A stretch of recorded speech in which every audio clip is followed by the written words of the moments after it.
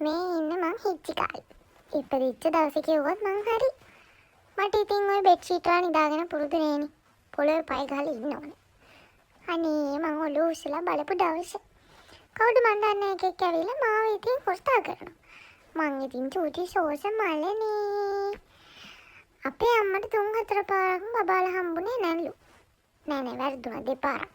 ඊට පස්සේ තමයි මාව හම්බුනේ. මම ඩොයියනේ ඉතින්. අපේ අම්මගේ බත් එක කෑව මම. සස්සම සස බත් තමයි අපේ අම්මට අපේ අක්කි දෙන්නේ. අපේ අම්මා ඉතින් ඒව කාලේ තමයි තඩි උනේ. මේ මං යනවානේ. මගේ පස පෙට්ටට කටක් ගහනවා කිව්වද. ඒවට ඉතින් කරගන්න එපයි. මම මේ කොට්ටෙත් එක්ක නම් තරහයි. මම දැකලා තියෙනවා Facebook එකේ ඉන්නවා කොට්ට සිවුස් කියලා.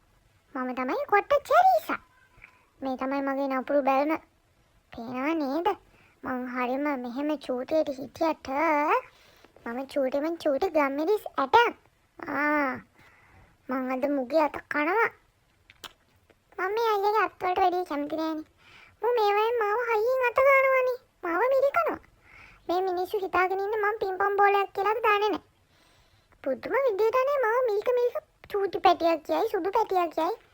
මං සුදු නෑ බල. මං කළුයි. මුංගේ ඇස් පේන්නේ. නිදිමතයි අප්පා. මං ආසයි යන්නේ මේ මේසෙ නිදා ගන්න. මේ වීදුරුව හරීම සීතලයි. ඔයාලටත් එහෙම මේසෙ තියනවද? මේ අක්කටත් මම වැඩි කැමති නෑ. මේ අක්කා මට මෙතන කූචි සොෆ්ට් කිව්වා. එහෙම කියන්නේ චූටි බබාලට නේද? මේ අක්කා කියන හැම වෙලේම ඔයා ඉතින් මට තාම චූටි බබෙක් නේ කියනවා. අපේ අම්මගේ ගානට වගේ මං දැන් උසට යන්නේ. ඒ වුණාට මං තාම එච්චර උස නෑනේ. අපේ අම්මා යස්ස පෙටියෙක් වගේ. අපේ අක්කා කියනවා අපේ අම්මා යස්ස පෙටියලු. මම එයාට හම්බෙච්ච චූටි කොටි පෙටියලු.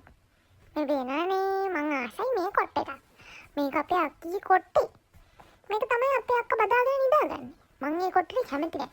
මොකද අක්කටත් පුළුවන් මාව ඇඳට අරගෙන මාව බදාගෙන නිදාගන්න. එතකොට ඉතින් මං මේ කොට්ටේ විනාශ කරලා දැම්මම අක්කට පුළුවන් මාව චූටියට බදාගෙන හුරුතා කර ගන්න. අක්කා කියනවානේ මාව තාම ඇඳෙන් බස්ස ගන්න එයාට බැයිලු චූදාන හින්දා මාව ඇඳේ තියාගන්න. මොකද මට ඇඳෙන් බහින තරම් තාම මං උස නෑ. බැනවනේ. මං ආසයි ඉතින් සබා දහමත් එක්ක ඉන්නේනේ. මං එහෙම හැදිච්ච චූටි කෙලි පැටියක්. මං ආසයි යන්නේ මේ ටිකේ මෙහෙම දුව නටන්න. ඒ වුණාට චූටි කාලේ මගේ ඇස් වලට කූඩැල්ලෙක් ගිහින් හිටියා. අක්කා ඉදෙන් පස්සේ මට එළියට යන්න දෙන්නේ නැහැ. අක්කා බයයි මට එහෙම වෙයි කියලා. බලන්න මගේ අහිංසකකම. අපේ අක්කා මාව මෙහෙම ඇත ගානවන සැප කණේ යන්නේ. හම්මේ සනීපේ කියලා තමයි මම මෙතන ඉන්නේ. මගේ බෙල්ල අත ගන්නක බෙල්ල. අම්මෝ තව ටිකක් අක්කේ මට ඉන්න බෑ. මේ අපි සාදික කඩන්න ගියපු දවසක්. මගේ නම කියලා කෑ ගහනකොට ඉතින් මං දුවගෙන එනවා. මේ මං කොරල් කියලා අක්කා බබෙක් එක්ක සෙල්ලම් කරලා නිදාගත්තානේ. පියානේ මං ඒ සාදික කොට උඩත් නිදාගත්තා. ඇත්තම කියනවා නම් මේ ජීවිතේ හරිම සනීපයි. කනවා බොනවා චුට්ටක් බුරනවා නිදිය ගන්න. මේ ඉන්න දයාබර කොරල් නැන්දා. අක්කා නෙමෙයි. මෙයාට මටත් වඩා ලොකු බබාලා ඉන්නවා. නැන්දත් එක්ක සෙල්ලම් කරා.